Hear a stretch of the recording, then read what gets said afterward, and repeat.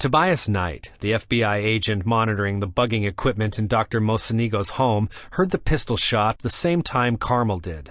"What the hell?" he said out loud, sitting up straight.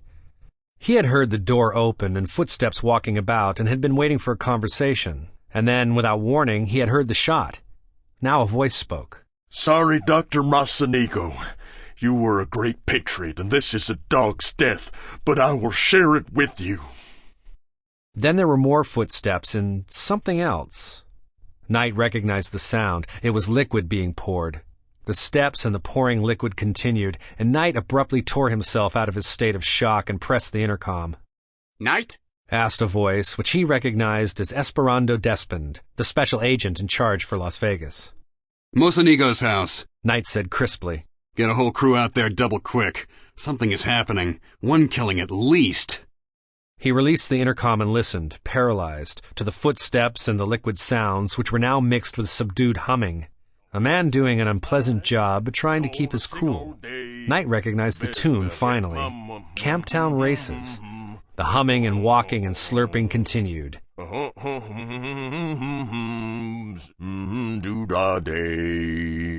Then the voice spoke again. "This is General Lawrence Stewart Talbot, speaking to the CIA, the FBI, and whoever else has this house bugged. I discovered at 2 this morning that several people in our anthrax leprosy pie project have accidentally been subjected to live cultures. All of them are living at the installation and can easily be isolated while the antidote works. I have already given orders to that effect. Dr. Mocenigo himself unknowingly received the worst dose and was in advanced morbidity a few minutes from death when I arrived. His whole house, obviously, will have to be burned down, and I am also, due to my proximity while examining him, too far gone to be saved. I will therefore shoot myself after setting fire to the house.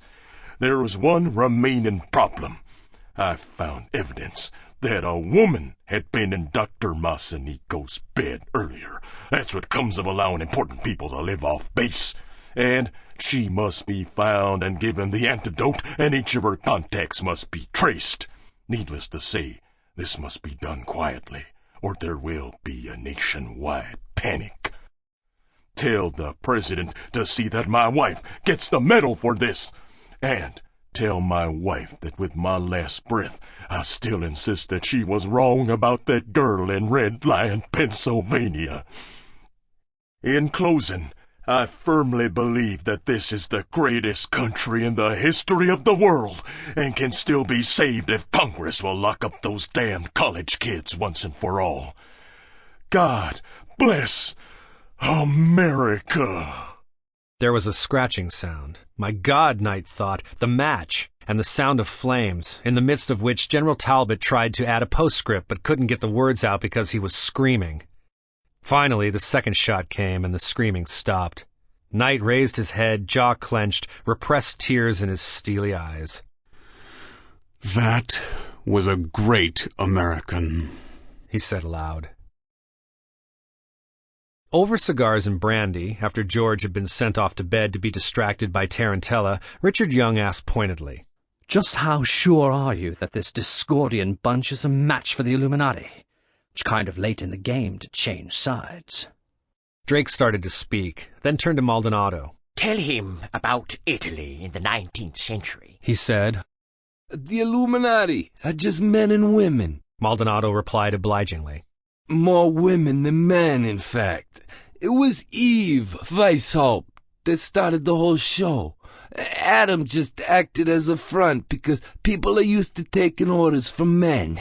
This Atlantis stuff is mostly bullshit. Everybody who knows about Atlantis at all traces his family or his clan or his club back there.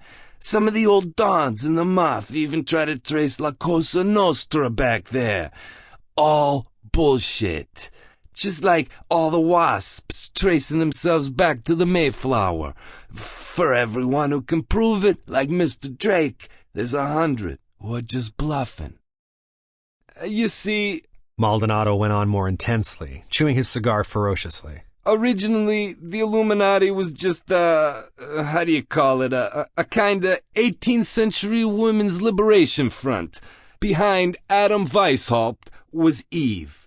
Behind Godwin, who started all this socialism and anarchism with this political justice book, was his mistress, Mary Wollstonecraft, who started the woman revolution with the book called, Vindication of the Rights of Women. Drake contributed.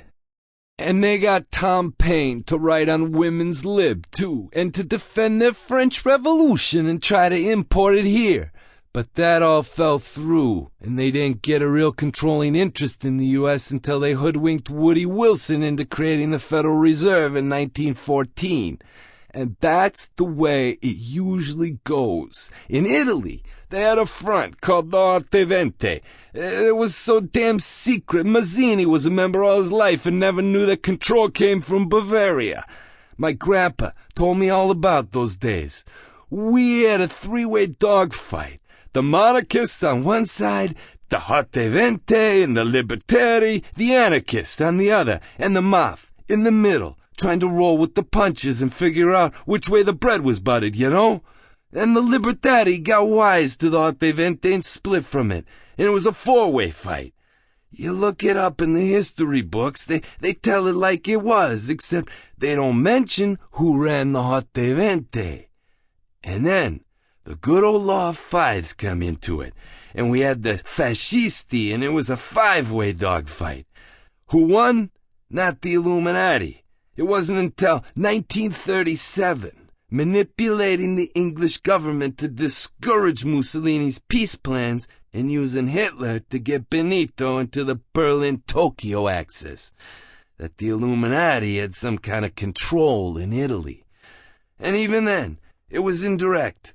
When we made our deal with the CIA, it was called the OSS back in those days. Luciano got out of the joint, and we turned over Italy and delivered Mussolini dead. And the point of all this? Jung asked coldly. The point is, Maldonado said, the MAF has been against the Illuminati more of the time than we've been with them, and we're still doing business, and we're stronger than ever. Believe me, their bark is much worse than their bite. Because they know some magic, they scare everybody. We've had magicians and belladonnas, witches to you, in Sicily since before Paris got hot pants for Helen. And believe me, a bullet kills them as dead as it kills anybody else. The Illuminati do have a bite, Drake interjected. But it is my judgment that they are going out with the age of Pisces. The Discordians, I think, represent an Aquarian swing.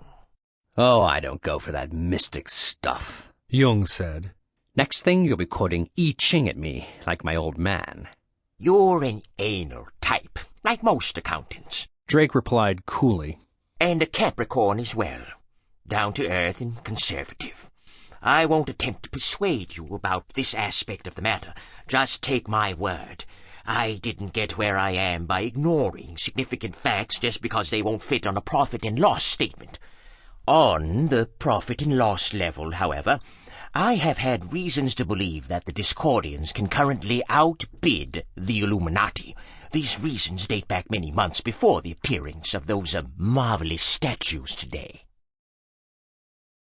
Later, in bed, Drake turned the matter around in his head and looked at it from several sides. Lovecraft's words came back to him. I beg you to remember their attitude toward servants. That was it, basically. He was an old man, and he was tired of being their servant, or satrap, or satellite. When he was 33, he was ready to take them over, as Cecil Rhodes had once done. Somehow, he had been maneuvered into taking over just one section of their empire. If he could think, truthfully, that he owned the United States more thoroughly than any president in 4 decades, the fact remained that he did not own himself. Not until he signed his Declaration of Independence tonight by joining the Discordians. The other Jung, the Altersalber in Zurich, had tried to tell him something about power once, but he dismissed it as sentimental slop. Now he tried to remember it, and suddenly all the old days came back, Klee and his numinous paintings, the journey to the east, old Crowley saying, "Of course, Mixing the left-hand and right-hand paths is dangerous. If you fear such risks, go back to Hesse and Jung and those old ladies. Their way is safe, and mine isn't. All that can be said for me is that I have real power, and they have dreams. But the Illuminati had crushed Crowley, just as they smashed Willie Seabrook when those men revealed too much. I beg you to remember their attitude toward their servants. Damn it, what was it Jung had said about power? And he turned the card over, and on the back was an address on Beacon Hill with the words, 8:30 tonight. He looked up at the janitor, who backed away deferentially, saying, "Thank you, Mr. Drake, sir," without a touch of irony in his face or voice. And it hadn't surprised him at all that, for deliberate contrast, the Grand Master he met that night, one of the 5 Illuminati Primi for the U.S., was an official of the Justice Department. And what had Jung said about power? A few of them will have to fall. Lepke, I would recommend. Perhaps Luciano also. No mystical trappings, just a businesslike meeting. Our interest is the same as yours, increasing the power of the Justice Department. An equal increment in the power of the other branches of government will proceed nicely when we get the war into gear. Drake remembered his excitement. It was all as he had foreseen. The end of the Republic, the dawn of the Empire. After Germany, Russia? Drake asked once. Very good. You are indeed far-seeing, the Grand Master replied. Mr. Hitler, of course, is only a medium. Virtually no ego at all on his own. You have no idea how dull and prosaic such types are, except when under proper inspiration. Naturally, his supplied ego will collapse. He will become psychotic, and we will have no control over him at all then. We are prepared to help him fall. Our real interest now is here. Let me show you something. We do not work in general outlines. Our plans are always specific to the last detail. He handed Drake a sheaf of papers. The war will probably end in 44 or 45. We will have Russia built up as the next threat within 2 years. Read this carefully. Drake read what was to become the National Security Act of 1947. This abolishes the Constitution, he said, almost in ecstasy. Quite. And believe me, Mr. Drake, by 46 or 47, we will have Congress and the public ready to accept it. The American Empire is closer than you imagine. But the isolationists and pacifists, Senator Taft and that crowd. They will wither away. When communism replaces fascism as the #1 enemy, your small-town conservative will be ready for global adventures on a scale that would make the heads of poor Mr. Roosevelt's liberals spin. Trust me, we have every detail pinpointed. Let me show you where the new government will be located. Drake stared at the plan and shook his head. Some people will recognize what a pentagon means, he said dubiously. They will be dismissed as superstitious cranks. Believe me, this building will be constructed within a few years. It will become the policeman of the world. Nobody will dare question its actions or judgments without being denounced as a traitor. Within 30 years, Mr. Drake, within 30 years, anyone who attempts to restore power to the Congress will be cursed and vilified not by liberals, but by conservatives. Holy God, Drake said. The Grand Master rose and walked to an old-fashioned globe, nearly as large as King Kong's head. Pick a spot, Mr. Drake. Any spot. I guarantee you we will have American troops there within 30 years. The empire that you dreamed of while reading Tacitus. Robert Putney Drake felt humbled for an instant, even though he recognized the gimmick, using one single example of telepathy, plucking Tacitus out of his head, to climax the presentation of the incredible dream. At last he understood firsthand the awe the Illuminati created in both its servitors and its enemies. There will be opposition. the Grandmaster went on. In the 1960s and early 1970s especially. That's where your notion for a unified crime syndicate fits into our plan. To crush the opposition, we will need a Justice Department equivalent in many ways to Hitler's Gestapo. If your scheme works, if the Mafia can be drawn into a syndicate that is not entirely under Sicilian control, and the various other groups can be brought under the same umbrella, we will have a nationwide outlaw cartel. The public itself will then call for the kind of Justice Department that we need. By the mid-1960s, wiretapping of all sorts must be so common that the concept of privacy will be archaic. And, tossing sleeplessly, Drake thought how smoothly it had all worked out. Why then was he rebelling against it? Why did it give him no pleasure? And what was it Jung had said about power? Richard Jung, wearing Carl Jung's old sweater and smoking his pipe, said, "And next, the solar system." The room was crowded with white rabbits, Playboy bunnies, Bugs Bunny, the Wolfman, Ku Kluxers, mafiosos, Lepke with accusing eyes, a Dormouse, a Mad Hatter, the King of Hearts, the Prince of Wands, and Jung was shouting over the din. "Billions to reach the moon, trillions to get to Mars, all pouring into our corporations, better than the gladiatorial games." Linda Lovelace elbowed him aside. "Call me Ishmaelian," she said suggestively, but Jung handed Drake a skeleton of a Biafran baby. "For Petruccio's feast," he explained, producing a piece of ticker tape. "We now own," he began to read, 72% of Earth's resources, and 51% of all the armed troops in the world are under our direction. "Here," he said, passing the body of an infant that had died in Appalachia. "See that this one gets an apple in its mouth." A bunny passed Drake a 1923 Thompson machine gun, the model that had been called an automatic rifle because the Army had no funds to buy submachine guns that year. "What's this for?" Drake asked, confused. "We have to defend ourselves," the bunny said. "The mob is at the gates, the hungry mob. An astronaut named Spartacus is leading them." Drake handed the gun to Maldonado and crept upstairs to his private heliport. He passed through the lavatory to the laboratory, where Dr. Frankenstein was attaching electrodes to Linda Lovelace's jaws, and entered the golf course again, where the door opened to the airplane cabin. He was escaping in his 747 jet, and below he could see Black Panthers, college kids, starving coal miners, Indians, Viet Cong, Brazilians, an enormous army pillaging his estate. "They must have seen the Fnords," he said to the pilot. But the pilot was his mother, and the sight of her threw him into a rage. "Leaving me alone!" he screamed. "Always leaving me alone to go to your damned parties with father. I never had a mother, just one nigger maid after another acting as mothers. Were the parties that fucking important?"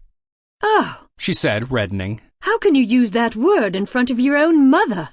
"To hell with that. All I remember is your perfume hanging in the air and some strange black face coming when I called for you." "You're such a baby," she said sadly. "All your life you've always been a big baby." It was true. He was wearing diapers. A vice president of Morgan Guarantee Trust stared at him incredulously. "I say, Drake, do you really think that is appropriate garb for an important business meeting?" Beside him, Linda Lovelace bent in ecstasy to kiss the secret ardor of Ishmael. "A whale of a good time," the vice president said, suddenly giggling inanely. "Oh, fuck you all!" Drake screamed. "I've got more money than any of you!" "The money is gone," Carl Jung said, wearing Freud's beard. "What totem will you use now to ward off insecurity and the things that go bump in the night?" He sneered. "What childish codes! Mafia. Morte alla Francia Italia Anella. French-Canadian bean soup. The 5 consecrated Bavarian seers. Annuit coeptis novus ordo seclorum. Antichrist, now our Savior. A boy has never wept nor dashed 1,000 kim. Asmodeus, Belial, Hastur Nyarlathotep, Wotan Nigorath Dorles, Azathoth Tint Alos Gadith. Child's play. Glockenspielen. Well, if you're so damned smart, who are the inner five right now? Drake asked testily. Groucho, Chico, Hoppo, Zeppo, and Gummo. Jung said, riding off on a tricycle. The Illuminati is your mother's breast, sucker! Added Albert Hoffman, pedaling after Jung on a bicycle. Drake awoke as the eye closed. It was all clear in an instant, without the labor he had spent working over the Dutchman's words. Maldonado stood by the bedside, his face Karloff's, and said, "We deserve to be dead." Yes, that was what it was like when you discovered you were a robot, not a man, like Karloff in the last scene of Bride of Frankenstein. Drake awoke again, and this time he was really awake. It was clear, crystal clear, and he had no regrets. Far away over Long Island Sound came the first distant rumble of thunder, and he knew this was no storm that any scientist, less heretical than Jung or Wilhelm Reich, would ever understand. Our job, Huxley wrote before death, is waking up. Drake put on his robe quickly and stepped out into the dark Elizabethan hallway. $500,000 this house and grounds had cost, including the cottages, and it was only one of his 8 estates. Money. What did it mean when Narlet Hotep appeared, and the wild beasts followed him and licked his hands, as that damn stupid smart Lovecraft wrote? What did it matter when the blind idiot god Chaos blew Earth's dust away? Drake pushed open the dark paneled doorway of George's room. Good, Tarantella was gone. The thunder rumbled again, and Drake's own shadow looming over the bed reminded him once more of a Karloff movie. He bent over the bed and shook George's shoulder gently. "Mavis," the boy said. Drake wondered who the hell Mavis was. Somebody terrific, obviously, if George could be dreaming about her after a session with the Illuminati-trained Tarantella. Or was Mavis another ex-Illuminatus? There were a lot of them with the Discordians lately, Drake had surmised. He shook George's shoulder again, more vigorously. "Oh, no, I can't come again," George said. Drake gave another shake, and 2 weary and frightened eyes opened to look at him. "What? Up?" Drake grunted, grabbing George under the arms and pulling him to a sitting position. "Out of bed," he added, panting, rolling the boy to the edge. Drake was looking through waves upward at George. Damn it! The thing has already found my mind. You've got to get out, he repeated. You're in danger here. October 23rd, 1935. Charlie Workman, Mendy Weiss, and Jimmy the Shrew charged through the door of the Palace Chop House and, according to orders, cowboy the joint. Lead pellets like rain, and rain like lead pellets hitting George's window. "Christ! What is it?" he asked. Drake stood him up stark naked and handed him his drawers, repeating, "Hurry!" Charlie the Bug looked over the 3 bodies. Abba Berman, Lulu Rosenkrantz, and somebody he didn't recognize. None of them was the Dutchman. "My God, we fucked up," he said. "Dutch ain't here." But a commotion has started in the alleys of the dream. Albert Stern, taking his last fix of the night, suddenly recalls his fantasy of killing somebody as important as John Dillinger. "The can," Mendy Weiss says excitedly. He had a hard-on, like he always did on this kind of job. "Man is a giant," Drake says. "Forced to live in a pygmy's hut." "What does that mean?" George asks. "It means we're all fools," Drake says excitedly, smelling the old whore death. "Especially those of us who try to act like giants by bullying the others in the hut instead of knocking the goddamn walls down. Carl Jung told me that, only in more elegant language." George's dangling penis kept catching his eye. Homosexuality, an occasional thing with Drake. Heterosexuality, his normal state, and the new lust for the old whore death were all tugging at him. The Dutchman dropped his penis, urine squirting his shoes, and went for his gun as he heard the shots in the barroom. He turned quickly, unable to stop pissing, and Albert Stern came through the door, shooting before Dutch could take aim. Falling forward, he saw that it was really Vince Cole, a ghost. "Oh, Mama, Mama, Mama," he said, lying in his urine. Which way do we go? George asked, buttoning his shirt. You go, Drake said. Down the stairs and out the back to the garage. Here's the key to my Silver Wraith Rolls-Royce. It won't be of any use to me anymore. Why aren't you coming? George protested. We deserve to be dead, Drake said. All of us in this house. Hey, that's crazy. I don't care what you've done. A guilt trip is always crazy. I've been on a crazier trip, as you'd call it, all my life, Drake said calmly. The power trip. Now move! George, don't make no bull moves, the Dutchman said. He's talking. Sergeant Luke Conlon whispered at the foot of the hospital bed. The police stenographer, F.J. Long, began taking notes. What have you done with him? The Dutchman went on. Oh, Mom. Oh, stop it. Oh, sure, Mama. Drake sat down at the window seat and, too nervous for a cigar, lit one of his infrequent cigarettes. 157, he thought, remembering the last entry in his little notebook. 157 rich women, 1 wife, and 17 boys. And never once did I really make contact. Never once did I smash the walls. The wind and the rain were now deafening outside. $14 billion, $13 billion illegal and tax-free. More than Getty or Hunt, even if I could never publicize the fact. And that Arab boy in Tangier who picked my pocket after he blew me? My mother's perfume. Hours and hours in Zurich puzzling over the Dutchman's words. Outside Flegenheimer's livery stable in the Bronx, Phil Silverberg is teasing young Arthur Flegenheimer in 1913, holding the burglar's tools out of reach, asking mockingly, "Do you really think you're big enough to knock over a house on your own?" In the Newark hospital, the Dutchman cries angrily, Now listen, Phil. Fun is fun. The 17 Illuminati representatives vanished in the dark. The one with the goat's head suddenly returned. What happened to the other 16? Dutch asked the hospital walls. The blood from his arm signed the parchment. Oh, he done it. Please, he asked vaguely.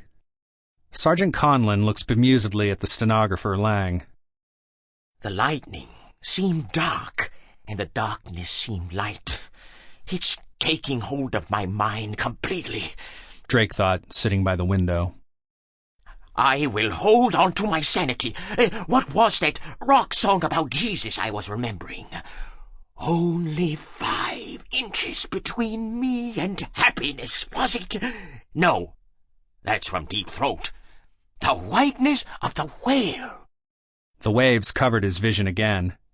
Wrong song, obviously. I have to reach him, to unify the forces. No, damn it, that's not my thought. That's his thought. He's coming up, out of the waves. I must rise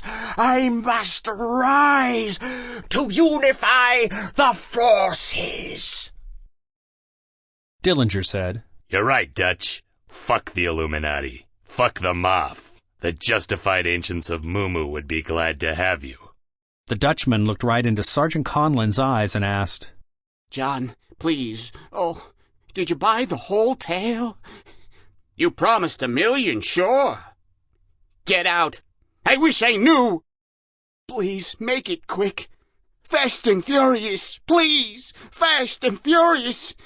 Please help me get out. I should have gotten out in 42 when I first learned about the camps, Drake thought. I never realized until then that they really meant to do it. And next, Hiroshima. Why did I stay after Hiroshima? It was so obvious. It was just the way Lovecraft wrote. The idiot god Chaos blew Earth's dust away, and back in 35 I knew the secret. If a cheap hoodlum like Dutch Schultz had a great poet buried in him, what might be released if any man looked the old whore death in the eye? Say that I betrayed my country and my planet, but worse, and that I betrayed Robert Putney Drake, the giant of psychology I murdered when I used the secret of power, and not for healing. I see the plumbers, the cesspool cleaners, the colorless all-color of atheism. I am the Fates Lieutenant. I act under orders. White void, Ahab's eye, 5 inches from happiness, the law of fives, always Ahab slurped down. This Bavarian stuff is all bullshit, Dillinger said. They're mostly Englishmen since Rhodes took command in 1888, and they've already infiltrated justice, state, and labor, as well as the treasury. That's who you're playing ball with. And let me tell you what they plan to do with your people, the Jews, in this war they're cooking up. Listen. The Dutchman interrupted. Capone would have a bullet in me if he knew I was even talking to you, John. Are you afraid of Capone? He arranged to have the feds put a bullet in me at the Biograph, and I'm still sassy and lively as ever. I'm not afraid of Capone, or Lepke, or Maldonado, or... The Dutchman's eyes brought back the hospital room. I'm a pretty good pretzeler, he told Sergeant Conlon anxiously. Winifred, Department of Justice. I even got it from the department. The pain shot through him, sharp as ecstasy. Sir, please stop it. He had to explain about Die Malay and Weishaupt. Listen, the last night... I don't want to holler.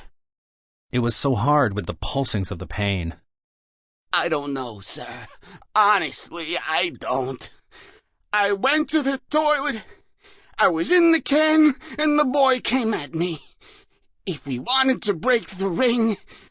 Oh, no, please, I get a month. Come on, Illuminati, cut me off.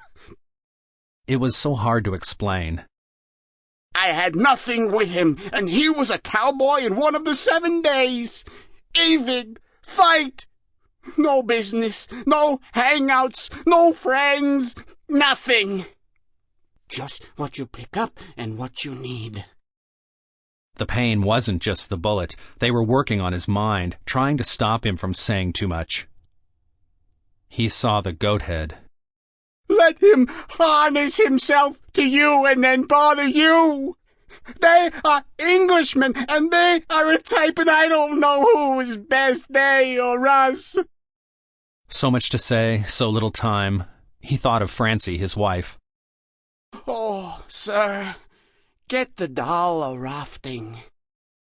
The Illuminati formula to summon the Loigar, he could at least reveal that.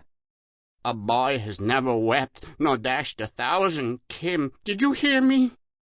They had to understand how high it went all over the world. I would hear it. The Circuit Court would hear it. And the Supreme Court would hear it. If that ain't the payoff. Please crack down on the Chinaman's friends and Hitler's commander. Eris, the Great Mother, was the only alternative to the Illuminati's power. He had to tell them that much. Mother is the best bet, and don't let Satan draw you too fast. He's blabbing too much. The one who wore the goat head, Winifred from Washington, said. Increase the pain. The dirty rats have tuned in! Dutch shouted. Control yourself, Sergeant Conlon said soothingly. But I'm dying, Dutch explained. Couldn't they understand anything? Drake met Winifred at a cocktail party in Washington in '47, just after the National Security Act was passed by the Senate. Well, Winifred asked. Do you have any further doubts? None at all, Drake said. All my open money is now invested in defense industries. Keep it there, Winifred smiled. And you'll get richer than you ever dreamed. Our present projection is that we can get Congress to approve $1 trillion in war preparations before 1967. Drake thought fast and asked softly. You're going to add another villain beside Russia? Watch China. Winifred said calmly. For once, curiosity surpassed cupidity in Drake. He asked, "Are you really keeping him in the Pentagon?" Would you like to meet him face to face? Winifred asked, with a faint hint of sneer in his voice. "No, thank you," Drake said coolly. "I've been reading Hermann Rauschning. I remember Hitler's words about the Superman. He is alive, among us. I have met him. He is intrepid and terrible. I was afraid of him. That's enough for my curiosity." Hitler, Winifred replied, not hiding the sneer now, saw him in his more human form. He's progressed since then. "Tonight," Drake thought, as the thunder rose to a maddening crescendo, "I will see him, or one of them. Surely I could have picked a more agreeable form of suicide. The question was pointless. Jung had been right all along with his law of opposites. Even Freud knew it. Every sadist becomes a masochist at last." On an impulse, Drake arose and fetched a pad and pen from the bedside tutor table. He began to scribble by the light of the increasing electrical storm outside. "What am I afraid of? Haven't I been building up to this rendezvous ever since I threw the bottle at Mother when I was 1.5 years old? And it is kin to me. We both live on blood, do we not, even if I have prettied it over by taking the blood money instead of the blood itself? Dimensions keep shifting whenever it gets a fix on me. Prynne was right in his De Vermis Mysterious. They don't really participate in the same space-time as us. That's what Alhazred meant when he wrote, 'Their hand is at your throat, but you see them not. They walk serene and unsuspected, not in the spaces we know, but between them.'" "Oh, pull me out," the Dutchman moaned. "I am half crazy. They won't let me get up. They dyed my shoes. Give me something. I'm so sick." "I can see Kadath and the two magnetic poles. I must unify the forces by eating the entity. Which me is the real me? Is it so easy to flow into my soul because there is so little soul left? Is that what Jung was trying to tell me about power? I see Newark Hospital and the Dutchman. I see the white light and then the black that does not pulsate or move. I see George trying to drive the rolls in this damnable rain. I see the whiteness of whiteness is black." "Anybody," the Dutchman pleaded, "kindly take my shoes off. No, there's a handcuff on them. The Baron says these things." I see Weishaupt and the Iron Boot. No wonder only 5 ever withstand the ordeal to become the top of the pyramid. Baron Rothschild won't let Rhodes get away with that. What is time or space, anyway? What is soul that we claim to judge it? What is real? The boy, Arthur Flegenheimer, seeking for his mother? The gangster, Dutch Schultz, dealing in murder and corruption with the cool of a Medici or a Morgan? Or the mad poet being born in the Newark hospital bed as the others die? And Elizabeth was a bitch. They sang the golden vanity about Raleigh, but none could speak a word against me. Yet he received the preference. The Globe Theatre, new drama by Will Shakespeare. Down the street they torture Sarkison the bear for sport. Christ! They opened the San Andreas vault to hide the most important records about Norton. Sidewalks opening like mouths. John Barrymore falling out of bed. Will Shakespeare, in his mind, my mind, Sir Francis's mind, Roderick Usher, starry wisdom, they called it. The sidewalk was in trouble. The Dutchman tried to explain. And the bears were in trouble, and I broke it up. Please, put me in that room. Please, keep him in control. I can hear it. The very sounds recorded by Poe and Lovecraft. Tickle-lee, tickle-lee-lee. It must be close. I didn't mean to throw the bottle, Mother. I just wanted your attention. I just wanted attention. Okay. The Dutchman sighed. Okay, I am all through. Can't do another thing. Look out, Mama. Look out for her. You can't beat him. Police! Mama! Helen! Mother! Please take me out. I can see it, and it can see me in the dark. There are things worse than death. Vivisections of the spirit. I should run. Well, why do I sit here? The bicycle and the tricycle. 23 skidoo inside the Pentagon, the cold of interstellar space. They came from the stars and brought their images with them. Mother, I'm sorry. Come on, open the soap ducats. The Dutchman said hopelessly. The chimney sweeps. Take to the sword. It is like a chimney without end. Up and up forever, in deeper and deeper darkness, and the red, all-seeing eye. Please, help me up. A French-Canadian bean soup. I want to pay. Let them leave me alone. I want to join it. I want to become it. I have no more will of my own.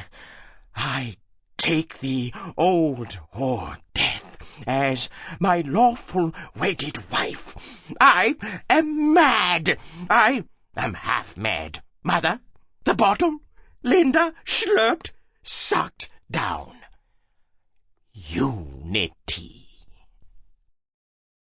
A 9-year-old girl named Patty Cohen lived 3 miles down the coast from the Drake estate, and she went mad in those early morning hours of April 25th. At first, her parents thought she had gotten hold of some of the LSD, which was known to be infiltrating the local grammar school, and being fairly hip, they fed her niacin and horse doctor's doses of vitamin C as she ran about the house, alternately laughing and making faces at them, howling about, "He's lying in his own piss," and "He's still alive inside it," and "Roderick Usher." By morning, they knew it was more than acid, and months of sadness began as they took her to clinics and private psychiatrists, and more clinics and more private psychiatrists. Finally, just before Hanukkah in December, they took her to an elegant shrink on Park Avenue, and she had a virtual epileptic fit in the waiting room, staring at a statue on the end table and screaming, "Don't let him eat me! Don't let him eat me!" Her recovery began from that day, and the sight of that miniature representation of the giant Tlaloc in Mexico City. But 3 hours after Drake's death, George Dorn lay on his bed in the Hotel Tudor, holding a phone to his ear, listening to it ring. A young woman's voice on the other end suddenly said, "Hello?" "I'd like to speak to Inspector Goodman," said George. There was a momentary pause, then the voice said, "Who's calling, please?" My name is George Dorn, but it probably wouldn't mean anything to the inspector. But would you ask him to come to the phone, please, and tell him I have a message for him about the case of Joseph Malik. There was a constricted silence, as if the woman on the other end of the phone wanted to scream and had stopped breathing. Finally, she said, My husband's working just now, but I'll be glad to give him any message you have. That's funny, said George. I've been told Inspector Goodman's duty hours are noon to 9 p.m. I don't think it's any of your business where he is. The woman suddenly blurted. George felt a little shock. Rebecca Goodman was frightened, and she didn't know where her husband was. Something in the tone of her last 3 words revealed her mental state to George. I must be getting more sensitive to people, he thought. Do you ever hear from him? He said gently. He was feeling sorry for Mrs. Inspector Saul Goodman, who was, come to think of it, the wife of a pig. If just a few years ago George had read in the paper that this woman's husband had been shot down at random by some unknown revolutionary-type assailants, he probably would have whispered, Right on. One of George's own friends of that period might have killed Inspector Goodman. There was even a moment when George himself might have done it. Once, one of the kids in George's group had called up the young widow of a policeman killed one December by young blacks and called her a bitch and the wife of a pig and told her that her husband was guilty of crimes against the people and that those who had shot him would go down in history as heroes. George had approved of this verbal action as a means of hardening oneself against bourgeois sentimentality. The papers had been full of stories about how this policeman's 3 little kids would have no Christmas this year. Such tripe made George urgently want to throw up. But now this woman's anguish was coursing through the wire, and he was feeling it, just because her husband was not known to be dead, just missing. And probably not dead at all, otherwise why would Hagbard have said that George should get in touch with him? I don't know what you mean, she said. She was starting to break, George thought. In another minute she'd be blurting out all her fears to him. Well, for Christ's sake, he didn't know where Goodman was. Look, he said sharply, pushing back against the flow of emotion coming through to him. If you hear from Inspector Goodman, tell him if he wants to know more about the Bavarian Illuminati, he should call George Dorn at the Hotel Tudor. That's D-O-R-N, Hotel Tudor. Have you got that? The Illuminati. Look, Mr. Dorn, whatever you want to tell, you can tell me. I'll pass it on to him. I can't do that, Mrs. Goodman. Thank you now. Goodbye. Wait, don't hang up. I can't help you, Mrs. Goodman. I don't know where he is either. George dropped the phone into its cradle with a sigh. His hands were cold and moist. Well, he'd have to tell Hagbard he couldn't reach Inspector Goodman, but he had learned something, that Saul Goodman, who was supposed to be investigating Joe Malik's disappearance, had himself disappeared, and the words Bavarian Illuminati meant something to his wife. George crossed the small room and turned on the TV. The new news would be on. He went back to his bed, lay down, and lit a cigarette. He was still exhausted from his sexual bout of the night before with Tarantella Serpentine. The announcer said, The Attorney General has announced that he will speak at 6 this evening on the early morning epidemic of gangland-style assassinations at widely separated locations all over the country. The death toll from killings of this type has reached 27, though local officials refuse to say whether all or any of these deaths are connected. Among those shot are Senator Edward Koch Bacon, 2 high-ranking Los Angeles police officers, the mayor of a town called Mad Dog, Texas, a New York fight promoter, a Boston pharmacist, a Detroit ceramicist, a Chicago communist, 3 New Mexico hippie leaders, a New Orleans restaurateur, a barber in Yorba Linda, California, and a sausage manufacturer in Sheboygan, Wisconsin. There were bomb explosions at 15 locations, killing 13 more people. 6 persons around the country have disappeared, and 4 of these were being seen forced into cars at different times last night and this morning. The Attorney General today called this a reign of terror perpetrated by organized crime, pointing out that though the motives for the widely scattered slayings is obscure, they bear the earmarks of gangster killings. However, new FBI Director George Wallace, who has ordered FBI agents around the country into action, issued a written statement declaring, quote, Once again, the Attorney General has treed the wrong coon, proving that law enforcement should be left to the experienced professionals. We have reason to think that these murders are the work of Negro communists, directed from Peking. End of quote. Meanwhile, the Office of the Vice President has issued an apology to the Italian-American Anti-Defamation League for his reference to mafioso rubouts, and the League has withdrawn its picket line from the White House. Remember, the Attorney General will address the nation at 6 p.m. tonight. The announcer suddenly changed his facial expression from neutral newscaster to pugnacious patriot. Certain dissident elements keep complaining that people don't get a chance to participate in decisions made by their government. Yet at a time like this, when the whole nation has an opportunity to hear the Attorney General, the ratings are not always as good as they should be. So let's do everything we can to build up those ratings tonight, and let the whole world know that this is still a democracy. Fuck! George shouted at the screen. He didn't recall TV newscasters being that obnoxious. Must be a fairly recent development, something that had happened after he left for Mad Dog. Maybe a late outgrowth of the Fernando Poo crisis. It was in this very hotel, George remembered, after the bloody Fernando Poo demonstrations at the UN, that Joe Malik first broached the subject of Mad Dog. Now Joe had disappeared, not unlike those people who, as George knew, the syndicate had snuffed in earnest of their good intentions, having accepted Hagbard's gift of objets d'art. Not unlike Inspector Saul Goodman, who perhaps had gone down the same rabbit hole as Joe. There was a knock at the door. George went to it, turning off the TV set in passing. It was Stella Maris. Well, glad to see you, baby. Strip off that dress and come over to the bed, so we can reaffirm my initiation rites. Stella put her hands on his shoulders. Never mind that now, George. We've got things to worry about. Robert Putney Drake and Banana Nose Maldonado are dead. Come on, we've got to get back to Hagbard right away.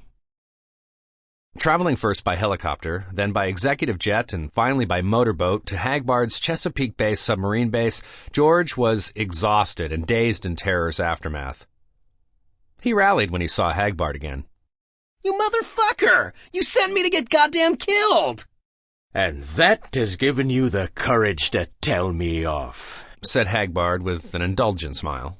Fear is a funny thing, isn't it, George? If we weren't afraid of dying of diseases, we'd never develop the science of microbiology.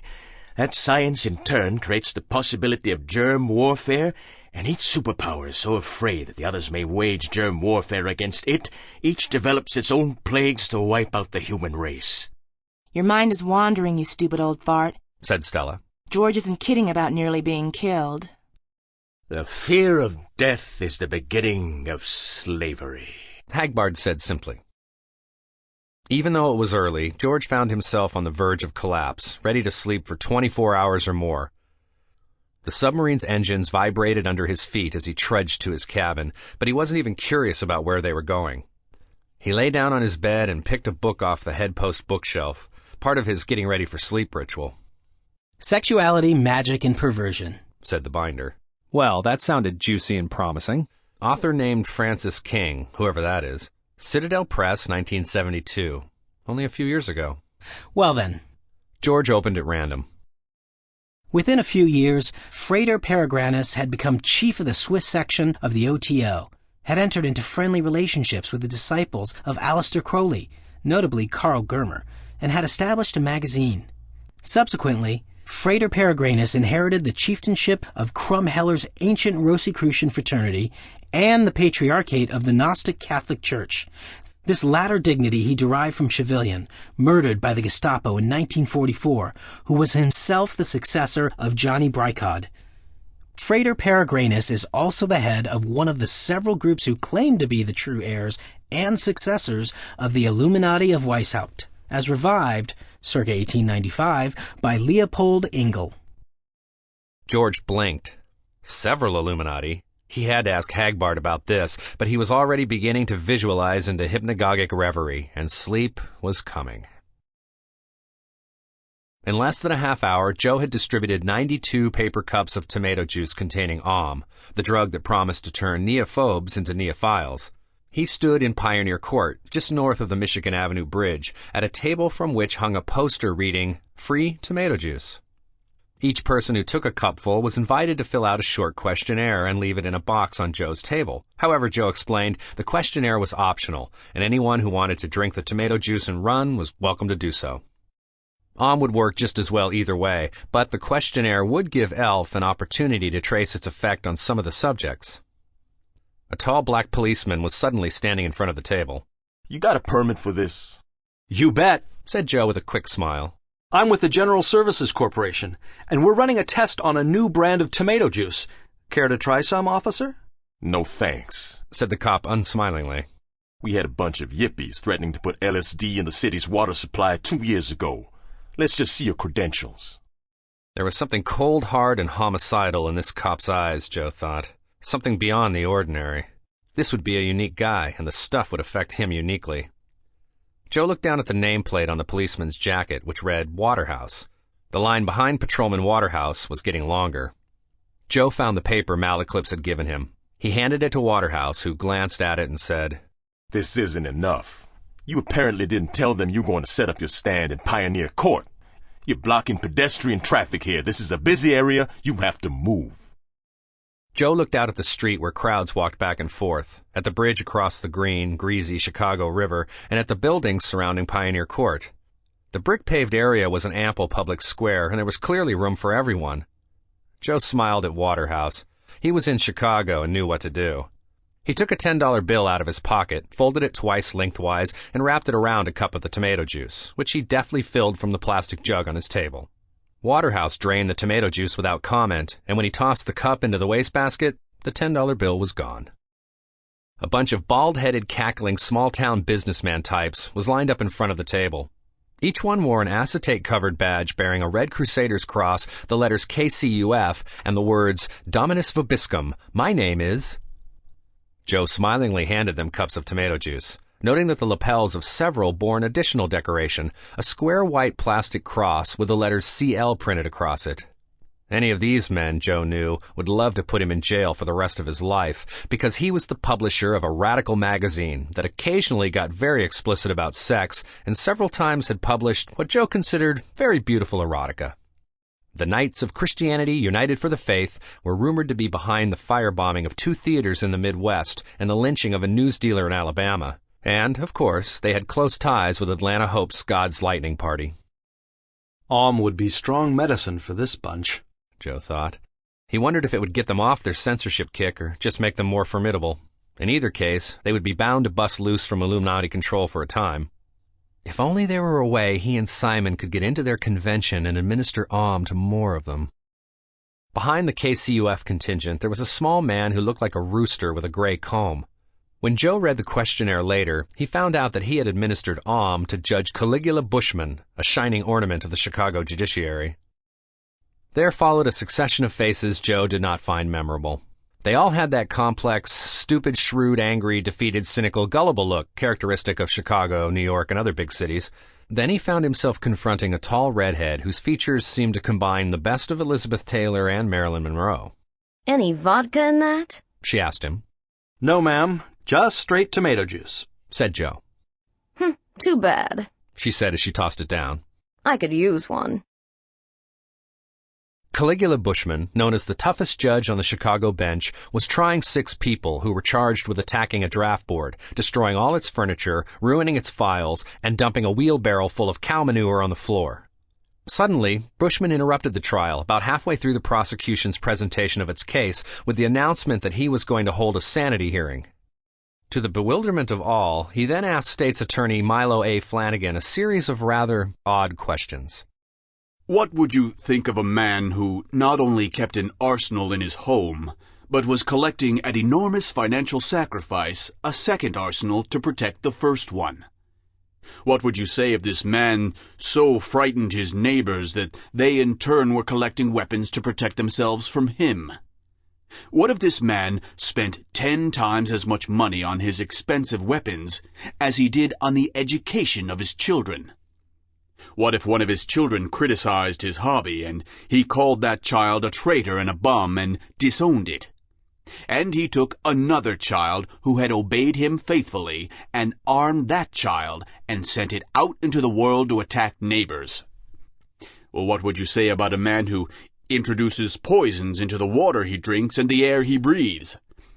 What if this man not only is feuding with the people on his block, but involves himself in the quarrels of others in distant parts of the city and even in the suburbs? Such a man would clearly be a paranoid schizophrenic, Mr. Flanagan, with homicidal tendencies. This is the man who should be on trial. though under our modern enlightened system of jurisprudence, we would attempt to cure and rehabilitate him rather than merely punish. Speaking as a judge, he continued, I dismiss this case on several grounds.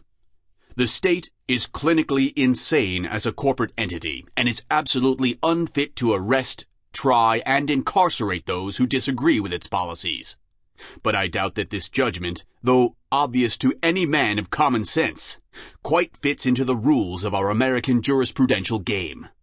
I also rule, therefore, that the right to destroy government property is protected by the First Amendment to the U.S. Constitution, and therefore, the crime with which these people are charged is not a crime under the Constitution. Government property belongs to all of the people, and the right of any of the people to express their displeasure with their government by destroying government property is precious and shall not be infringed. This doctrine had come to Judge Bushman suddenly while he was speaking without his robe. It startled him, but he had noticed that his mind was working better and faster this afternoon. He went on. The state does not exist as a person or thing exists, but is a legal fiction. A fiction is a form of communication. Anything said to be owned by a form of communication must also thereby be itself a form of communication. Government is a map, and government paper is a map of the map. The medium in this case is definitely the message, as any semanticist would agree. Furthermore, any physical act directed against a communication is itself a communication, a map of the map of the map. Thus, destruction of government property is protected by the First Amendment. I will issue a more ample written opinion on this point, but I feel now that the defendants need suffer endurance no longer. Case dismissed. Many spectators trooped out of the courtroom sullenly, while those who loved the defendants surrounded them with tears, laughter, and hugs. Judge Bushman, who stepped down from the bench but remained in the courtroom, was the benign center of a cluster of reporters. He was thinking that his opinion would be a map of the map of the map of the map, or a fourth-order map. How many potential further orders of symbolism were there? He barely heard the praises showered on him. Of course, he knew his decision would be overturned, but the judge business already bored him. It would be interesting to get into mathematics, really deep. Harold Canberra had not bothered to fill out a questionnaire, and therefore was not under observation and was not protected. He returned to his home and his job as an accountant, and his avocation, which was recording telephone spiels against the Illuminati, the Communists, the Socialists, the Liberals, the middle-of-the-roaders, and all insufficiently conservative Republicans. Mr. Canberra also mailed out similar pamphlets whenever anybody was intrigued enough by his phone messages to send him 25 cents for additional information. He performed these worthy educational services for a group calling itself White Heroes Opposing Red Extremism, which was a splinter off Taxpayers Warring Against Tyranny, which was a splinter off God's Lightning. In the following weeks, however, strange new ideas began to appear in Canberra's taped phone messages. Lower taxes aren't enough, he said, for instance. When you hear some so-called conservative bircher or some follower of William Buckley Jr. call for lower taxes, beware. There's a man who's squishy soft on Illuminism. All taxes are robbery. Instead of attacking Joan Baez, a real American should support her for refusing to pay any more money into the Illuminati treasury in Washington. The next week was even more interesting. White Heroes Opposing Red Extremism has often told you that there's no real difference between the Democrats and the Republicans. Both are pawns of the Illuminati scheme to destroy private property and make everybody a slave of the state, so the international bankers of a certain minority group can run everything. Now it's time for all thinking patriots to take an even more skeptical look than ever before at the so-called anti-Illuminati John Birch Society. Why are they always putting up those stickers saying, "Support your local police"? Ever wonder about that? What's the most important thing to a police state? Isn't it police? And if we got rid of the police, how could we ever have a police state? Think about it, fellow Americans, and remember the Alamo. A few of these new strange ideas had come from various right-wing anarchist periodicals. all secretly subsidized by Hagbard that Canberra had mysteriously received 3 months earlier and hadn't glanced at until swallowing the AUM. These periodicals had been mailed by Simon Moon, as a joke, in an envelope with the return address Illuminati International, 34 East 68th Street, New York City, the headquarters of the Council on Foreign Relations, long regarded by the Birchers as an Illuminati hotbed. Remember the Alamo, Canberra had picked up from Bowie Knife, a publication of the Davy Crockett Society, a paramilitary right-wing fascist group which had splintered off God's lightning when their leader, a Texas oil millionaire of gigantic paranoias, became convinced that many apparent Mexicans were actually Red Chinese agents in slight disguise. Later, the dogma became retroactive, and he claimed that the Chinese had always been communists, all Mexicans had always been Chinese, and the attack on the Alamo was the first communist assault against American capitalism. The third week was quite remarkable. Evidently AUM, like LSD, changed some personality traits but left others fairly intact. In any event, in Canberra's irregular evolution from right-wing authoritarianism to right-wing libertarianism, he had somehow managed to arrive at a thesis never before enunciated, except by Donation Alphonse Francois de Sade. What this rare man did was to give a 3-minute spiel in favor of the right of any person of either sex to use any other person of either sex, with or without their consent, for sexual gratification of any sort needed or at least desired. The only option he granted the recipients of these intimate invasions was the reciprocal right to use the initiator for their own needs or desires.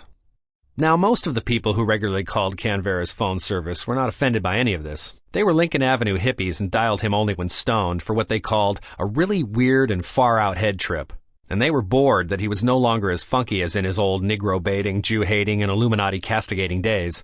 However, there were a few members of the white heroes opposing red extremism who called occasionally to check that their contributions were still financing the dissemination of true Americanism. And these people were severely puzzled and finally disturbed. Some of them even wrote to whore headquarters in Mad Dog, Texas, to complain that there was something a little bit peculiar in the Americanism lately. However, the president of whore, Dr. Horace Naismith, who also ran the John Dillinger Died for You Society, Veterans of the Sexual Revolution, and the Colossus of Yorba Linda Foundation, was in it only for the money, sad to say, and had no time for such petty complaints. He was too busy implementing his newest fundraising scheme, the male chauvinist organization, Macho, which he hoped would milk mucho dineros from Russ Meyers, illegal abortionists, pimps, industrialists who regularly paid female workers 30% of the salaries of men doing the same jobs, and all others threatened by the women's liberation movement. The fourth week was, to be frank about it, definitely bizarre. Canberra discoursed at length on the lost civilization that once existed in the Gobi Desert, and denounced those, such as Brian Geisen, who believed it had destroyed itself in atomic war. Rather, he asserted, it had been obliterated when the Illuminati arrived from the planet Vulcan in flying saucers. Remember the Alamo was now replaced by Remember Carcosa, Canberra having discerned that both Ambrose Bierce and H.P. Lovecraft were describing this tragic Gobian society in their fiction. The hippies were again delighted. This was the funky kind of trip that had originally made Canberra a mock folk hero among them. And they especially appreciated his call for the U.S. to abandon the next moonshot and launch a punitive expedition to Vulcan, both to wipe out Illuminism at its source and to avenge poor Carcosa. The horror regulars, however, were again upset. All that concern with Carcosa struck them as creeping one-worldism. The fifth week, Canberra took a new turn, denouncing the masses for their stupidity and proclaiming that the boobs probably deserved being governed by the Illuminati, since most of them were too dumb to find their own behinds in a dark room, even using both hands. He had been browsing through a volume of H.L. Mencken, sent to him over a year earlier by El-Hajj Stackerly Mohammed Nay Pearson, after one of his put prayers back in the public school tirades. But he had also been pondering an invitation to join the Illuminati. This document, which came in an envelope with no return address, informed him that he was too smart to stay with the losers all his life and ought to climb on the winning side before it was too late. It added that membership dues were $3,125, which should be put in a cigar box and buried in his backyard, after which it was promised, one of our underground agents will contact you. At first, Canberra had considered this a hoax. He received many put-ons in the mail, together with pornography, Rosicrucian pamphlets illustrated with the eye and pyramid design, and pretended fan letters signed by such names as Eldridge Cleaver, Fidel Castro, Anton Zandor LaVey, or Judge Crater, all of course cooked up by his Lincoln Avenue audience. Later, however, it struck him that 3,125 was 5 to the 5th power, and that convinced him that a true Illuminatus was indeed communicating with him. He took the $3,125 out of his savings account, buried it as instructed, made a pro-Illuminati recording as a gesture of good faith, and waited. The next day, he was shot several times in the head and shoulders, dying of natural causes as a result. In present time again, Rebecca Goodman enters the Hotel Tudor lobby in answer to the second mysterious phone call of the day, while Hagbard decides George Dorn needs to be Illuminized further before Ingolstadt. An Esperanto despot clears his throat and says, "I want to explain the mathematics of plague to you men." Actually, poor old Canberra's death had nothing to do with the Illuminati or with his former compatriots in Hor. The man had been practicing the libertine philosophy of his post-Aum phone editorials and had tampered with Cassandra Akansi, the beloved daughter of Ronald Akansi, Chicago regional commander of God's Lightning and a longtime contributor to KCUF. Akansi arranged, via State's Attorney Milo A. Flanagan, for the local moth to do a hit on Canberra. But there are no endings, any more than there are any beginnings. It next developed that Canberra's seed lived on in wedlock with Cassandra's ovum, and was in danger of becoming a human being within her previously trim abdomen. Saul Goodman had no idea that the room he was in had last been rented to George Dorn. He was conscious only of his impatience, not knowing that Rebecca was at that moment on an elevator approaching his floor. And a mile north, Peter Jackson, still trying to put together the July issue of Confrontation virtually single-handed, dives into the slush pile, which is the magazine industry's elegant name for unsolicited manuscripts, and comes up with more fallout from the Moon Malik Aum project of 1970.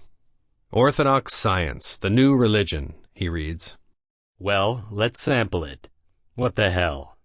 Opening at random, he finds, Einstein's concept of spherical space, furthermore, suffers from the same defect as the concept of a smoothly or perfectly spherical Earth. It rests upon the use of the irrational number pi. This number has no operational definition. There is no place on any engineer's scale to which one can point and say, this is exactly pi, although these scales are misleadingly marked with such a spot. Pi, in fact, can never be found in the real world, and there are historical and archaeological reasons to believe it was created by a Greek mathematician under the influence of the mind-warping hallucinogenic mushroom Amanita muscaria. It is pure surrealism. You cannot write pi as a real number. You can only approximate it as 3.1417, etc. Chemistry knows no such units. 3 atoms of an element may combine with 4 atoms of another element, but you will never find pi atoms combining with anything. Quantum physics reveals that an electron may jump 3 units or 4 units, but it will not jump pi units. Nor is pi necessary to geometry, as is sometimes claimed. R. Buckminster Fuller has created an entire geometric system, at least as reliable as that of the ancient Greek dope fiends, in which pi does not appear at all. Space, then, may be slanted or kiltered in various ways, but it cannot be smoothly spherical. What the ring-tailed ramblin' hell? Peter Jackson said aloud. He flipped to the end. In conclusion, I want to thank a strange and uncommon man, James Mallison, who provided the spark which set me thinking about these matters. In fact, it was due to my meeting with Mr. Mallison that I sold my hardware business, returned to college, and majored in cartography and topology. Although he was a religious fanatic, as I was at the time of our meeting, and would therefore not appreciate many of my discoveries, it is due to this man's perverse, peculiar, and yet brilliant prodding that I embarked on the search which has led to this new theory of a pentahedroidal universe. W. Clement Kotex, Ph.D. Far fucking out, Peter muttered.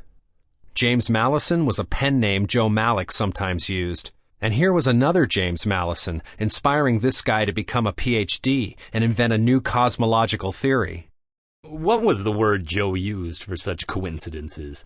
Sync something.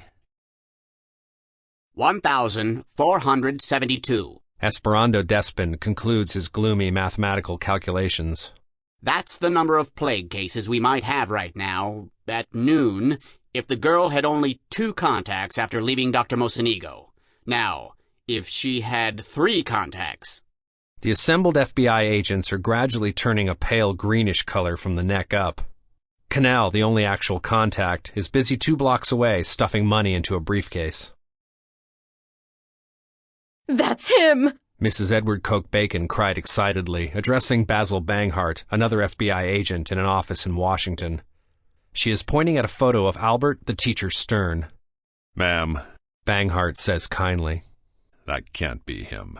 I don't even know why his picture's still in the file. That's a no-account junkie who once got on our most wanted list because he confessed to a murder he didn't even commit. In Cincinnati, an FBI artist is completing a portrait under the direction of the widow of a slain TV repairman. The face of the killer, gradually emerging, combines various features of Vincent Mad Dog Cole, George Dorn, and the lead vocalist of the American Medical Association, which group was at that moment boarding a plane at Kennedy International Airport for the Ingolstadt gig. Rebecca Goodman, rising in the Hotel Tudor elevator, has a flash memory of a nightmare of the night before. Saul being shot by the same vocalist, dressed as a monk in red and white robes, while a Playboy bunny danced in front of some kind of giant pyramid. In Princeton, New Jersey, a nuclear physicist named Niles Nosferatu, one of the few survivors of the early morning shootings, babbles to the detective and police stenographer at his bedside. Tlaloc sucks. You can't trust them. The midget is the one to watch. We'll be moved all right when the tear gas hits. Fun is fun. Omega! George's brother met the dolphins first, and that was the psychic hook that brought George in. She's at the door. She's buried in the desert. Any deviation will result in termination. Unify the forces. You hold the hose. I'll get Mark. I've got to start telling you the truth, George. Hagbard began hesitantly, as the midget Carmel and Dr. Horace Naismith collide in front of the door of the Sands Hotel. Watch the fuck where you're going, Carmel growled. And she was at the door. Her heart was pounding, and intuition was forming in her mind, and she knocked. And Peter Jackson began dialing Epicene Wildeblood, and she was sure of it, and she was afraid of being sure because she might be wrong. And the midget said to Dr. Naismith, "Rude bastard, wasn't he?" And the door opened, and the door of Milo O'Flanagan's office opened to admit Cassandra Akansi, and her heart stopped. And Dr. Nosferatu screamed, "The door! She's in the door! The door in the desert! He eats caramels!" And it was him, and she was in his arms, and she was weeping and laughing and asking, "Where have you been, baby?" And Saul closed the door behind her and drew her further into the room. "I'm not a cop anymore," he said. "I'm on the other side." "What?" Rebecca noticed there was a new thing in his eyes, a thing for which she had no word. "You can stop worrying that you'll get back on the horse," he went on gaily. "And if you've ever been afraid of your sexual fantasies, don't be. We've all got them. St. Bernards." But even that wasn't as weird as the new thing in his eyes. "Baby," she said. "Baby, what the hell is this?" "I wanted sex with my father when I was 2 years old. When did you have that thing about the St. Bernard?" "When I was 11 or 12, I think. Just before my first period. My God, you must have been a lot further away than I ever imagined." She was beginning to recognize the new thing. It wasn't intelligence, he always had that. With awe, she realized it was what the ancients called wisdom. "I've always had a thing about black women. Just like your thing about black men," he went on. "I think everybody in this country has a touch of it. And the blacks have it about us, too. I was in one head a brilliant black guy. Musician, scientist, poet, 1,000,000 talents. And white women were like the holy grail to him. And your fantasy about Spiru Agnew? I had one just like that about Ilse Koch, a Nazi bitch from before your time.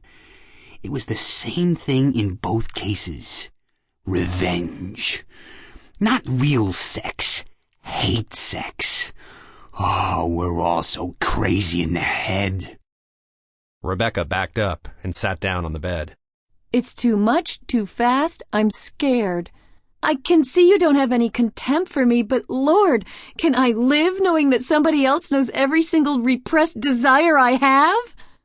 Yes, Saul said calmly. And you're mistaken about time. I can't know every secret, darling. I've only had a smattering of them, a handful. There are 12 people right now who have been through my head the same way, and I can look any one of them in the eye. The things I know about them. He laughed. It's still too fast, Rebecca said.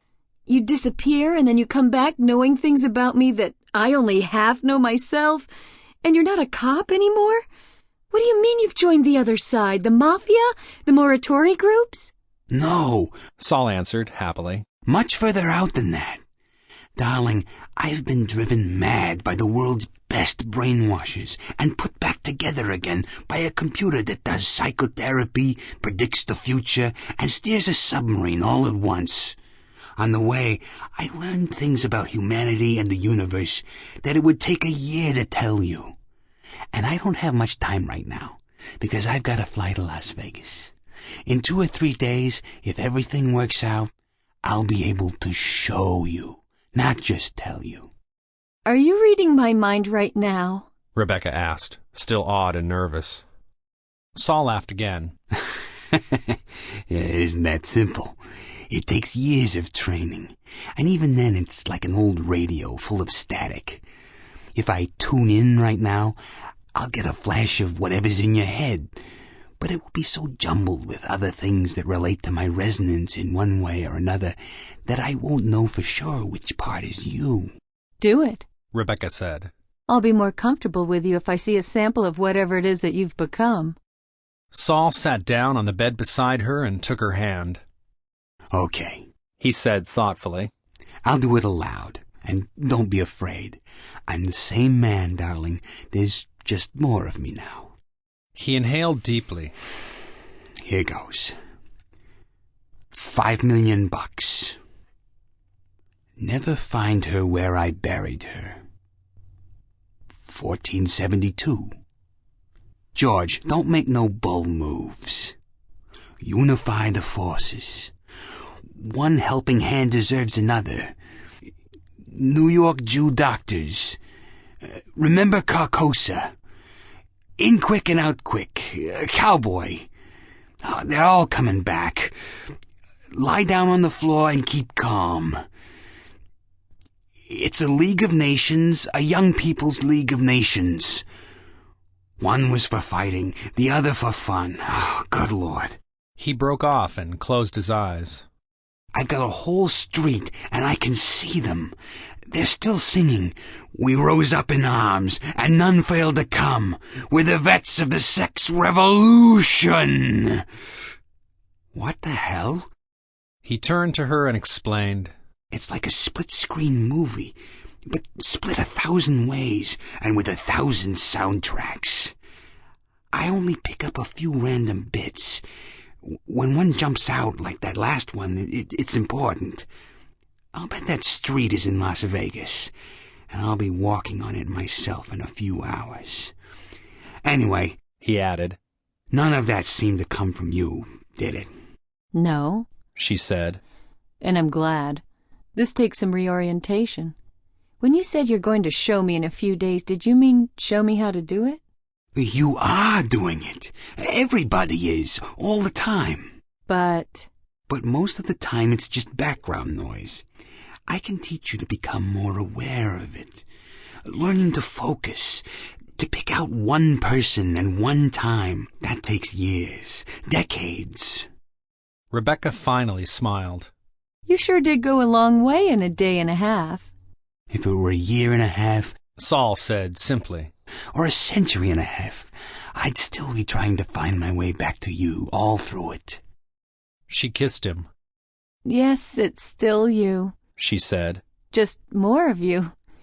Tell me, if we both studied it for years and years, could we get to the point where we were reading each other's minds constantly, tuned in on each other completely? Yes, Saul said. There are couples like that. That's even more intimate than sex.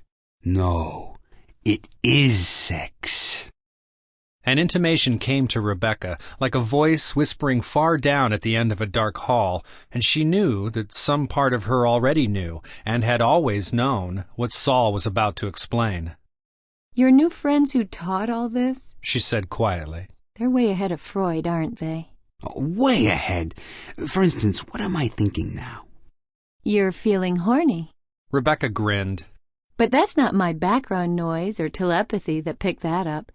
It's your breathing and the kind of light in your eyes and all sorts of other small cues that a woman learns to recognize. The way you moved a little closer after I kissed you. Things like that. Saul took her hand again. How horny am I? He asked. Very horny. In fact, you've already decided that you've got time enough, and that's more important than talking. Saul touched her cheek gently. Did you read that from kinetic cues? Or was it the background noise?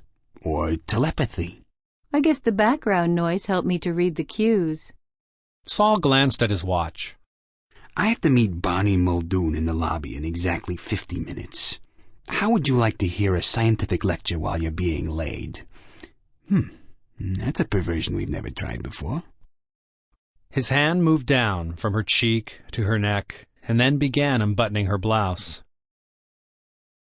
There's a mortuary bomb factory on your building, Cassandra Akansi said flatly. On the 17th floor. The name on the buzzer is the same as yours. My brother? Milo O. Flanagan bellowed. Right under my nose? That freaking faggot. Oh, Saul. Oh, Saul. Saul.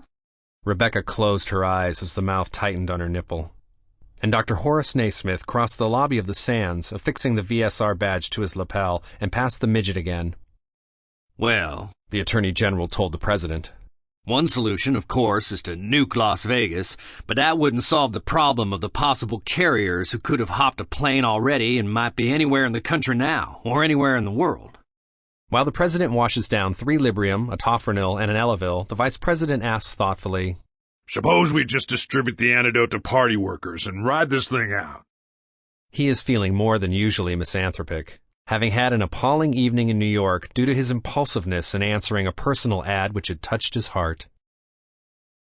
Thank you, Cassandra, Milo A. Flanagan said fervently. I'm eternally grateful to you. One helping hand deserves another, Cassandra replied. She remembered how Milo and smiling Jim Trepomina had helped her get the abortion the time she was knocked up by that Canberra character. Her father had wanted to send her to New York for a legal D&C, but Milo had pointed out that it would look kind of funny to some people for the daughter of a high KCUF spokesman to have an official abortion. Besides, smiling Jim had added, you don't want to fool around with them New York Jew doctors. They might do dirty things to you. Just trust me, child. We've got the country's best qualified criminal abortionists in Cincinnati. Actually, though, the real reason Cassandra was blowing the whistle on Padre Pederastia's bomb emporium was to annoy Simon Moon, whom she had been trying to get into her bed ever since she met him at the Friendly Stranger Coffee House 6 months before. Simon hadn't been interested, due to his obsession with black women, who represented the Holy Grail to him. Wildeblood here. The cultured drawl came over the wire. Have you finished your review yet? Peter Jackson asked, crushing another cigarette butt into his ashtray and worrying about lung cancer. Yes, and you'll love it. I really tear these 2 smart-asses apart. Wildeblood was enthusiastic. Listen to this. A pair of nursery Nietzsches dreaming of a psychedelic Superman. And this.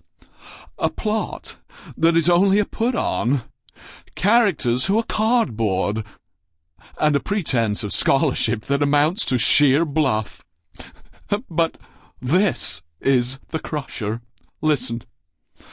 a constant use of obscene language for shock effect, until the reader begins to feel as depressed as an unwilling spectator at a quarrel between a fishwife and a lobster pot pirate. Don't you think that will get quoted at all the best cocktail parties this season? I suppose so. The book's a real stinker, huh? Heavens, I wouldn't know for sure. I told you yesterday, it's absurdly long. 3 volumes, in fact. Boring as hell. I only had time to skim it. But listen to this, dear boy. If The Lord of the Rings is a fairy tale for adults, sophisticated readers will quickly recognize this monumental miscarriage as a fairy tale for paranoids. That refers to the ridiculous conspiracy theory that the plot, if there is one, seems to revolve around. Nicely worded, wouldn't you say? Yeah, sure, Peter said, crossing off book review on his pad. Send it over. I'll pay the messenger. Epicene Wildeblood, hanging up, crossed off confrontation on his own pad, found time next on his list, and picked up another book to be immortalized by his devastating witticisms. He was feeling more than usually misanthropic, having had a disastrous evening the night before. Somebody had answered his personal ad about his interest in Greek culture, and he had thrilled at the thought of a new asshole to conquer. The asshole, unfortunately, had turned out to be the Vice President of the United States, who was interested only in declaiming about the glorious achievements of the military junta that had ruled in Athens. When Epi, despairing of sex, had tried to steer the conversation to Plato at least, the VP asked, "Are you sure he was a Greek? That sounds like a WAP name to me." Tobias Knight and 2 other FBI agents elbow past the midget, searching for whores who might have been with Dr. Mosanigo the night before, while outside, the VSR's first contingent, the Hugh M. Hefner Brigade, led by Dr. Horace Naismith himself, marches by singing, "We're veterans of the sexual revolution. Our rifles were issued, we had our own guns. One was for fighting, the other for fun. We rose up in arms and none failed to come. We're vets of the sex revolution." You see, darling, it all revolves around sex, but not in the sense that Freud thought.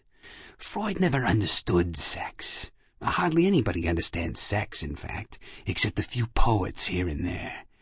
Any scientist who starts to get an inkling keeps his mouth shut because he knows he'd be drummed out of the profession if he said what he knew. Here, I'll help you unhook that. What we're feeling now is supposed to be tension, and what we'll feel after orgasm is supposed to be relaxation. Oh, they're so pretty. Yes, I know, I always say that, but they are pretty. Pretty, pretty, pretty. Oh, yes, yes. Just hold it like that a moment. Yes. Tension? Lord, yes, that's what I mean. How can this be tension? What's it got in common with worry or anxiety or anything else that we call tension? It's a strain, but not a tension. It's a drive to break out, and a tension is a drive to hold in. Those are the 2 polarities. Oh, stop for a minute. Let me do this. You like that? Oh, darling. Yes, darling, I like it too. It makes me happy to make you happy. You see, we're trying to break through our skins into each other. We're trying to break the walls. Walls. Yes, yes. Break the walls. Tension is trying to hold up the walls, to keep the outside from getting in. It's the opposite. Oh, Rebecca, let me kiss them again. They're so pretty. Pretty, pretty titties. Pretty. And so big and round. Oh, you've got 2 hard-ons, and I've only got 1. And this, you like it, don't you? That's 3 hard-ons. You want me to take my finger away and kiss it? Oh, darling. Pretty belly. Pretty. Darling.